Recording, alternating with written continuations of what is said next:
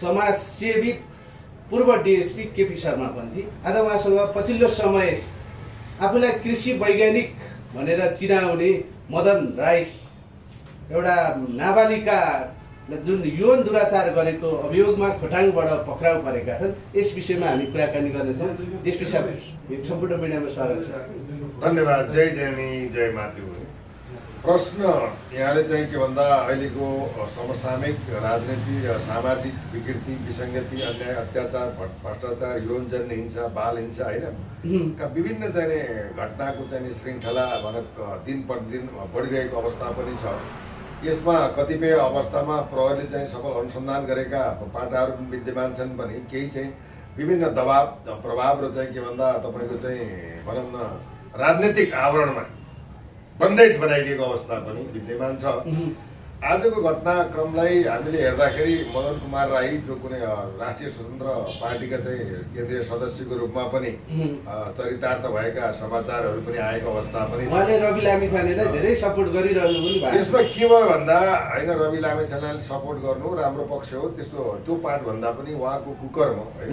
उनले चाहिँ उहाँले पटक पटक विगतमा पनि यौनजन्य विषय प्रसारलाई सामाजिक सञ्जालमा पस्केको अवस्था पनि हो। तथापि के त भन्दाखेरि एउटा जिम्मेवार व्यक्ति होइन, एउटा चाहिँ कृषि विज्ञ डाक्टर प्राप्त गरेका व्यक्तिले यस्तो कार्य गर्नु भनेको निन्दनीय, घोर आपत्तिजनक र सामाजिक कलङ्कको रूपमा यो घटनालाई लिइन्छ। उहाँलाई जस्तो उहाँले भनेअनुसार कृषि वैज्ञानिक, उनले धेरैमा पिएचडी विद्यावारिधि गरेको छु, धेरैवटा कन्ट्रीमा विद्यावारिधि गरेको छु भनिरहँदा उहाँलाई कृषि वैज्ञानिक भन्दा पनि यौन वैज्ञानिक भन्न मिल्दोजुल्दो भएन होइन। उहाँको के छ भन्दा एउटा कुरो तपाईँले राम्रो प्रश्न गर्नु हो। अब चाहिँ के भन्दाखेरि doctor Baburam Bhattarai PhD holder प्रधानमन्त्री भएको अवस्था पनि हो। उहाँ चाहिँ के भन्दा आर्किटेक्चर इन्जिनियर हो र उहाँ राजनीतिज्ञ होइन, मेरो विशेषण है। तथापि चाहिँ के भन्दा कृषि विज्ञ हुँदा उहाँले नेपालको कृषिको क्षेत्रमा विगत र वर्तमानको अवस्थामा के कस्ता योगदान दिनुभयो, कृषिलाई टेवा पुग्ने जनमुखी होइन कृषिमुखी कृषकमुखी आयोजना अथवा विज्ञता, विश्लेषण क्षमता, प्रयोग, वैज्ञानिकरणका के आयाम दिनुभयो, त्यो मूल्य पाठ हो।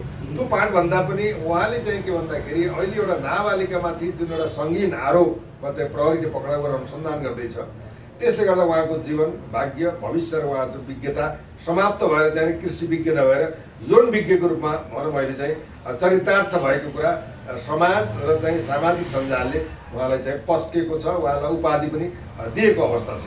जस्तो उहाँका योभन्दा अगाडिका एउटा अन्तर्वार्ताहरू यति उत्तेजित, यति कामुक हुन्थे। 1052 जनालाई त मैले शारीरिक सम्पर्कै गरिसकेँ। सेक्स भन्ने कुरा त हात मिलाए जस्तो हो भन्ने अभिव्यक्ति दिनुहुन्छ होइन। के हुन्छ, देशको सामाजिक पक्ष, आर्थिक पक्ष, भनौँ सांस्कृतिक पक्ष, धार्मिक पक्ष, रीतिरिवाज होइन, सभ्यता, परम्परा, इतिहास, आफ्नो पहिचान, आफ्नो मर्यादा र अनुशासन र नैतिकतालाई हरेक समाजले सम्मान र कदर गरेको हुन्छ। यो चाहिँ युरोपियन पाश्चात्य कन्ट्रीको चाहिँ सभ्यता बोकेको देश होइन। छाडा प्रवृत्तिले एउटा व्यक्तिले एउटा चाहिँ के भन्दा त्यत्रो ओहदा प्राप्त गरेको व्यक्तिले, विद्या वारिधि प्राप्त गरेको व्यक्तिले यो समाजलाई दूषित गर्नको लागि यौनजन्य कुराहरूलाई उत्तेजनात्मक रूपमा, भ्रमात्मक रूपमा समाजमा चाहिँ के भन्दाखेरि विकृति र विसङ्गति फैलाएको चाहिँ यो अवस्था चाहिँ के भन्दा जनमान्य, समाजमान्य र नेपालको कानुन मान्य हुँदैन। यस्तो व्यक्तिलाई तत्कालीन समय मैले यस्तो गरेँ, यहाँ गरेँ भन्ने कुरा समाजमा म तपाईँ पस्कदा साथ निजलाई चाहिँ के भन्दा कानुनी कारवाहीमा, कानुनी दायरामा ल्याउनु पर्ने थियो। त्यो चाहिँ सरकारको कमजोरी म ठान्दछु। जस्तो नेचरले दिएको एउटा यौन पनि मान्छेमा चाहिन्छ, त्यसको पनि यौन परिपक्वता हुन्छ, उमेर हुन्छ। अब यौनका शिक्षाहरू पनि पक्कै पनि नेपालमा पनि छन्, तर त्यो पढाइको एउटा 9-10 क्लासभन्दा माथिबाट भर्खर यौनको बारेमा सिकाइन्छ, हेल्थ सब्जेक्टमा राखेर। तर उहाँले त त्यो भर्खरका 8-10 वर्षका अबोध बालबालिकाहरूलाई त नुहाउन हुन लाउने, मालिस गर्न लाउने, हरेक कुराहरूमा इन्करेज गर्दा रहेछ नि। त्यो आफ्नो त्यो एउटा के भन्दा बाल यौन हिंसाको चाहिँ हिंसकको रूपमा मैले चरितार्थ गर्न चाहेँ। वास्तवमा चाहिँ के त भन्दाखेरि एउटा चाहिँ वैज्ञानिक भएको, आइडेन्टिफाई भएको मान्छेले देशको संस्कृति, परम्परा, वेशभूषा, रीतिरिवाजलाई नाङ्गो च्यालेन्ज दिए जुन खालको गतिविधि विगतमा चाहिँ अप्नाएका थिए, त्यो अपनाउनको पराकाष्ठा आज एउटा नाबालिकाको चाहिँ के भन्दाखेरि एउटा नरपिचासबाट चाहिँ शिकार भएको अवस्था छ। यो दुःखद घटना हो। यो घटना एउटा फौजदारी आचार संहिता अन्तर्गत पर्दछ। यसमा नेपाल प्रहरीले अनुसन्धान गर्दछ। यो घटनामा चाहिँ सर्वश्रेष्ठ जन्म कैद पनि हुने अवस्था पनि हुन जान्छ। किन घटनाको प्रकृति र भनौँ त्यो बालिकाको व्यवस्था बाध्यता र चाहिँ के भन्दा ललाइ फकाइ होइन गरेको चाहिँ एउटा जतिसुकै दण्ड दिए पनि यो दण्ड कमी नै हुन्छ जस्तो मलाई लाग्छ। हेर्नुहोस्, एउटा मात्रै बालबालिका होइन, आफ्नो एउटा विद्यालयभित्र त त्यहाँ धेरै विद्यार्थी अब यस्तो भयो। अब हेर्नुहोस् न श्रृङ्खला कसरी बढ्छ। यिनले अहिले एउटा नाबालिकामाथि यौनजन्य चाहिँ घटनाक्रमलाई प्रमाणसहित प्रहरीले अनुसन्धान गरेको कुराहरू, मेडिकल टेस्टका कुराहरू चाहिँ भनौँ न घटनास्थल प्रकृति यावत कुराहरूलाई इन्भेस्टिगेसन गरेका कुराहरू त्यसमा विद्यमान छन् भने अब उनको मोबाइलबाट चाहिँ सेक्सुअल होइन सेक्सोलोजीका कुराहरू एक भनौँ बालबालिका अथवा नारीहरूमा चाहिँ प्रसारित भएका चाहिँ त्यो सामाजिक सञ्जालमा आएका कुराहरूलाई विषयपरक वस्तुपरक प्रमाणपरक रूपमा लिएर चाहिँ अगाडि बढ्ने भने उनको चाहिँ मोबाइल टेस्टबाट अनेक कुराहरू चाहिँ प्रमाणित हुन सक्छन्। नम्बर 1।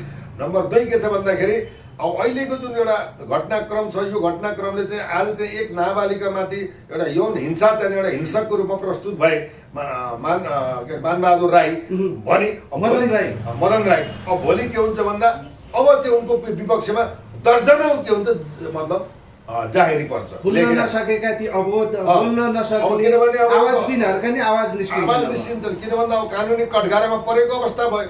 परिसकेपछि कसैले चाहिँ ललाइ फकाइ दबाब प्रभाव यावत कुरोमा भनौँ यातना होइन विभिन्न खालको प्रलोभन र चाहिँ के भन्छ चारित्रिक हत्या समेतका कुराहरूलाई भनौँ दबाब प्रभावमा पारेर गरेका कुराहरू विगतमा गरेका यौनजन्य हिंसाका कुराहरू क्रमशः दर्जनौं भोलिदेखि पर्सिदेखि दर्जनौं उनको विरुद्धमा निवेदन चाहिँ आउँछन् जस्तो मलाई लाग्दछ। जसो उहाँको विद्यालय होइन खोटाङ कृषि विद्यालय त्यहाँ पढ्नको लागि पढाउनको लागि होस्टेल राख्नको लागि देशभरिबाट सासाना बालबालिका ल्याइदो रहेछ। अहिले पछिल्लो पिरियड कस्ता भिडियोहरू लिक भयो भने काहीँ मदन राई नाङ्गिएका काहीँ कसैलाई गोप्य अङ्ग छुन गइरहेका भिडियोहरू नाङ्गिरहँदा उहाँका अभिभावकले त्यो दृश्य कसरी हेर्न सक्छन्?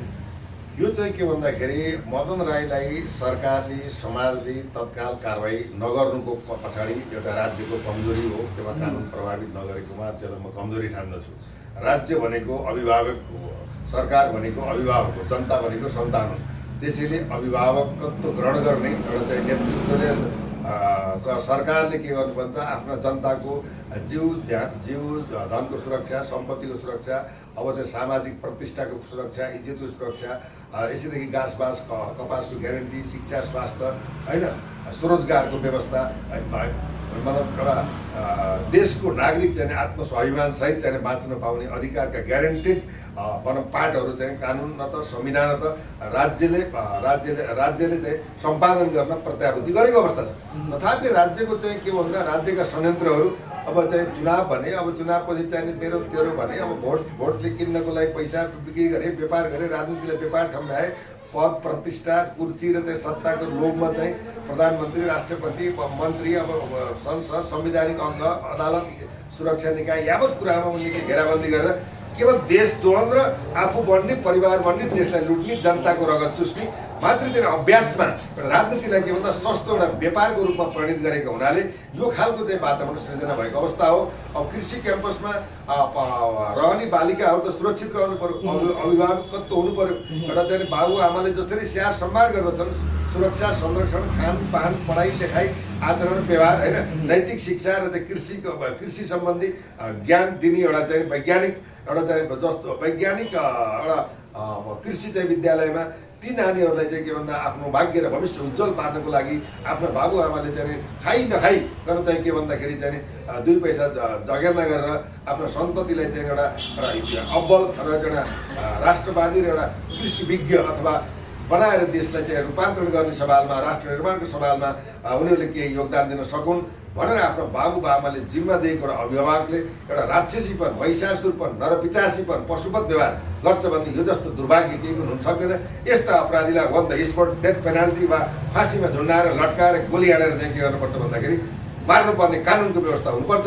यो देशमा कानुन कडा नभएको हुनाले बलात्कार गर्ने, भ्रष्टाचार गर्ने, मदन राई जस्तो चाहिँ घटनामा संलग्न भएका व्यक्ति, राष्ट्रघात गर्ने, देशद्रोही गर्ने यस्ता चाहिँ राष्ट्रघातीहरूलाई on the spot death penalty वा फाँसीको सजायको व्यवस्था जबसम्म देशमा हुँदैन, कडा कानुन नभएसम्म के हुन्छ यस्ता घटनाले प्रश्रय पाउँछन्। हामीले पटक पटक नेपाल सरकारले भनेका छौँ, सदनमा चाहिँ गएर आफ्नै चाहिँ ताली बजाएका छन्, आफ्नै कुरा गरेका छन्, जनमुखी कुरा केही छैन, जनताका एजेन्डा केही छैन। जनताको शिक्षाको अवस्था एउटा चाहिँ के भन्दा एउटा राष्ट्रपतिले चाहिँ एउटा उपचारको लागि बेहोस भएर भनौँ एउटा तुम शरणम गच्छामी भनेर चाहिँ 2.5 करोड चाहिँ खर्च गर्छन् भने एउटा चाहिँ देशको एउटा नागरिकले सिटामोल एउटा चाहिँ तपाईँभन्दा जीवन जल नपाएर मर्नु अवस्था भएको छ। आज तपाईँको चाहिँ के भन्दाखेरि त्यहाँ तपाईँको चाहिँ के भन्दा तपाईँको चाहिँ अब मुटुको भनौँ क्यान्सर भन्नुहोस्, फोक्सो भन्नुहोस् होइन, अब तपाईँको चाहिँ के भन्दाखेरि पाइल्स भन्नुहोस्, यी चाहिँ अपरेसनमा कम्तीमा चाहिँ तपाईँ लाखौँ लाख खर्च हुन्छ। अब सामान्य मान्छेले त दबाई नै नखाएर मर्ने अवस्था हो। कम्तीमा चाहिँ शिक्षा स्वास्थ्य भनौँको त ग्यारेन्टी त सरकारले लिनु पर्यो नि त। भने आज चाहिँ के भन्दाखेरि देशमा न एउटा राम्रो चाहिँ एउटा कल कारखाना बन्यो, न राम्रो विश्वविद्यालय बन्यो, न राम्रो चाहिँ शिक्षालय भयो, न जनताले एउटा चाहिँ के भन्दा प्राथमिक उपचारसम्मको चाहिँ के भन्दाखेरि सुलभ उपलब्ध सरकारले गर्नु सकेन। यो सिन्डिकेट र यो ठेकदारी प्रथामा सरकार लाग्यो, जसको कारणले समाजलाई निगरानी गर्ने नेतृत्व पनि के ठिक भएन। पैसाको भरमा गुन्डा र चाहिँ राजनीतिमा अपराधीकरण जन्म भएर यो अहिलेको महल यसरी बढेको अवस्था हो। यसलाई कन्ट्रोल गर्नको लागि एउटा जङ्गबहादुर देशमा आउनु जरुरी म देख्दछु। यी नेतृत्वबाट देश बन्दैन, किनभने पटक पटक जनतालाई धोका दिएका, पटक पटक जनतालाई निराश बनाएका, पटक पटक देशमाथि डाका गरेका यी डाकाहरूबाट देश बन्दैन। त्यसैले अब के भन्छ नयाँ शक्ति, युवा शक्तिलाई नै देशको सत्ता रूपान्तरण र हस्तान्तरण गरेर मात्र देश चाहिँ जीवन्त, सुरक्षित र संरक्षित हुन सक्छ। अन्यथा देशै नरहने अवस्थाको चाहिँ राजनैतिक परिस्थिति सृजना भएको हामीले वर्तमान परिस्थितिलाई अध्ययन मनन अनुसन्धान गरेर विवेचना गरेका छौँ। जस्तो एकापट्टि योभन्दा अगाडि निर्मला पन्त होस्, भागीरथी भट्ट होस्, बलात्कार गरेर उहाँहरूको हत्या भइसकेको छ, अहिलेसम्म अपराधी पत्ता लागेको छैन, उहाँहरूले न्याय पाएका छैनन्। पछिल्लो समय कोक्रामै बच्चाहरू बलात्कृत हुन्छन्। तर अर्को पाटो एउटा वैज्ञानिक जस्ता भएका मान्छेहरू, एउटा तपाईँको विद्यालय खोलेर बसेका मान्छेहरूले यौन दुरुत्साहन गर्न अग्रसर हुँदाखेरि हाम्रो देश, हाम्रो समाज कतातिर जाँदैछ? के सतीले सरापेको हो र? होइन, सतीले सरापेको भन्दा पनि अब यही चाहिँ थेगोला लिएर हामीहरू अगाडि बढ्यौँ भने त अब देशमा कहिले पनि रूपान्तरण परिवर्तन हुँदैन। तथापि त्यस चिजले पनि मानेर छ जसले देशको लागि केही गर्यो। अब चाहिँ तपाईँको तिब्बतको त्यत्रो भूभागलाई चाहिँ होइन व्यापारिक केन्द्रलाई कब्जा गरेर चाहिँ फर्कँदाखेरि षड्यन्त्र गरेर चाहिँ बिमललाई चाहिँ मारियो, हत्या गरियो होइन षड्यन्त्रपूर्वक। र उहाँको श्रीमती चाहिँ चाहिँ यो देशमा जसले राम्रो गर्छु सो भलो नहोस् भनेर एउटा नारीले सरापेको देश पनि हो। भीमसेन थापालाई पनि अब मर्न बाध्य तुल्याइयो। इतिहास त हाम्रो गवाह छ, साक्षी छ होइन। त्यसले गर्दा अब के भन्दा सतीले सराक्यो भन्दा पनि अब चाहिँ बुद्धका सूत्रहरू लिएर वेदान्त तपाईँको चाहिँ उपनिषद आदिका चाहिँ ज्ञान शिक्षाहरू लिएर एउटा चाहिँ अब्बल तरिकाले विश्वलाई लिड गर्ने, विश्वको यो शिर तपोभूमि देवभूमि अब तपाईँको चाहिँ के भन्दाखेरि ऋषिभूमिलाई आज त्यसलाई अपवित्र बनाए। र अपवित्र बनाए आज तपाईँले हेर्नुहोस् न, कम्तीमा तपाईँको चाहिँ यो बागमती, विष्णुमती, शेषमतीका चाहिँ भनौँ नदीहरू छन्। यी नदीहरूको ऐतिहासिक महत्त्व पनि छ। त्यो वर्णनतिर नजाउँ, त्यो 10-8 किलोमिटर चौबारसम्म सफा गरेर चाहिँ एउटा जल सफा गर्न सकेका छैन, फोहोरको व्यवस्थापन गर्न सकेका छैन। जसले चाहिँ गर्छु भनेर चाहिँ उसलाई अवरोध गरेका छ भने एउटा 10 किलोमिटरको चाहिँ बागमती, शेषमती, विष्णुमती नदीलाई सफा गर्न सक्दैन भने अब यो देशको नेतृत्वहरूले यो देशलाई विकास उन्मुख र यस्ता अपराधजन्य घटनाहरूमा संलग्न व्यक्तिहरूलाई कसरी पक्राउ गर्न सक्छ? आज तपाईँले भनिहाल्नु, आज सामूहिक बलात्कारपछि हत्या भएको चाहिँ निर्मला पन्तको चाहिँ 3-4 वर्ष भइसक्यो। अनुसन्धानबाट तपाईँको 72वटा अनुसन्धान टिम बन्यो। सबभन्दा खर्चिलो अनुसन्धान, महँगो खर्च भएको अनुसन्धान यो चाहिँ निर्मला चाहिँ सामूहिक बलात्कारपछि हत्याकाण्डमा हो। तथापि के भन्दा प्रहरी पुग्न खोज्छ, छेकबार लगाइदिन्छ, ब्रेक लगाइदिन्छ, राजनीतिक आवरणमा चाहिँ के भन्दा ठेस लगाइदिन्छ, ब्रेक लगाइदिन्छ। त्यसैले मैले पटक भन्दै आएको छु, नेपाल प्रहरीलाई निष्पक्ष, स्वतन्त्र, निर्भीक र चाहिँ राजनीतिक दुर्गन्धबाट मुक्त बनाएर जबसम्म अनुसन्धानको पाटोमा, अपराध अनुसन्धानको पाटोमा, शान्ति सुरक्षाको पाटोमा हरेक चिज एउटा सुसम्पन्न गराएर अगाडि बढाउँदैन, राजनीतिभन्दा फरक धारमा चाहिँ राख्दैन, तबसम्म देशमा शान्ति, सुरक्षा, अमन चयन र यस्ता घटनाको न्यूनीकरण असम्भव छ। हेर्नुहोस्, यो जसले गर्दा यसका कारक तत्त्व भने देशका चाहिँ शासकहरू हुन्, देशका चाहिँ नेतृत्व नै जवाबदेही हुन्।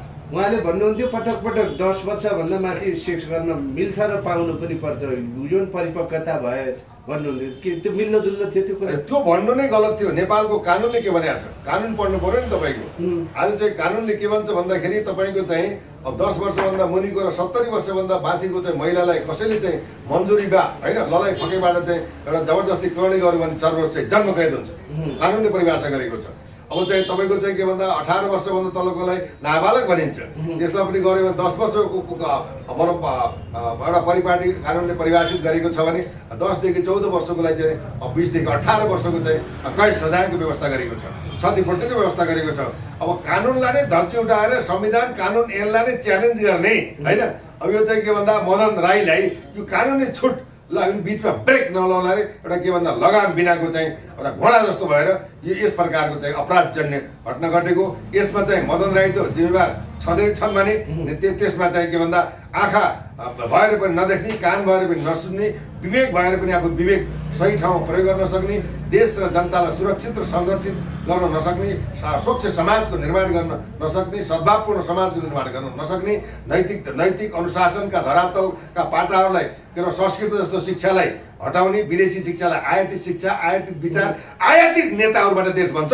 यही नै अहम प्रश्न भयो। जस्तो यो भन्दा अगाडि उहाँले सामाजिक सञ्जालमा गर्वका साथ 1052 जनासँग त शारीरिक सम्पर्कै गरिसके, अन्य ती बाहिरी सम्पर्कहरू त आफ्नै ठाउँमा होलान्।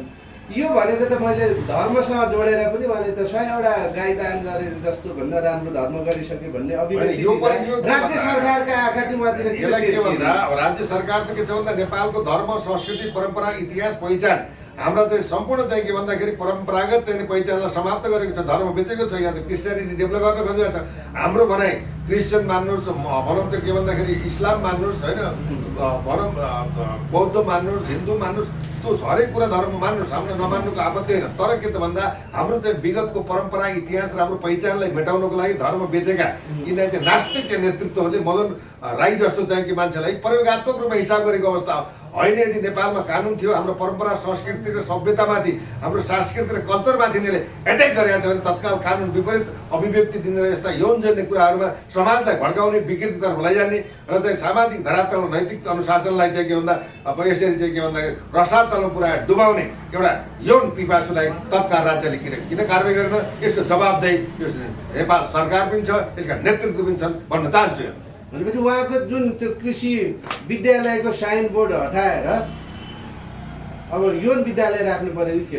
अनि कसरी मिल्छ यौन विद्यालय राख्न? कानुनले दिन्छ। अब त्यो कुरा हुँदैन। तर रहेको कुरो भन्दा यस्तो चाहिने के भन्दा त्यस्ता दर्जनौँ अब शब्दमा मैले यस्तो चाहिँ कामा तुराणाम नभए न लज्जा भन्छ कि। हेर्नुहोस् है, लज्जा पनि भएन है त, भनौँ उसलाई चाहिँ सामाजिक बोध पनि भएन, अभिभावकत्व पनि भएन, आफ्नो ज्ञान विज्ञताको पनि कदर भएन, म को भन्ने प्रतिष्ठाको ज्ञान पनि भएन। यो त के भन्दाखेरि बाघको के तपाईँको चाहिँ अब यो चाहिँ पशुपतिको साँडे जस्तो भएर चाहिँ हिँडेकोलाई अब चाहिँ के भन्दा बार बन्धनमा ल्याएर आजीवन कारावास राखेर उनी चाहिँ अहिलेसम्म नेपालमा अब आफ्नै उसकै अभिव्यक्ति विगतका सम्पूर्ण भिडियोलाई कलेक्सन गरेर भनौँ आजीवन कारावास दिएर चाहिँ के भन्दा प्रायश्चित्त गर्ने कानुन र उसले चाहिँ यो भनौँ के कस्ता चाहिने भनौँ त्यो कृषि विद्यालय खोल्दाखेरि भनौँ आर्थिक अनियमितता देखेर सम्पत्तिदेखि छानबिन गरेर यस्ता रक्त पिचासु महिषासुरलाई चाहिँ के भन्दा कानुनी कटघरेमा काल कोठरीमा थुनेर उसलाई चाहिँ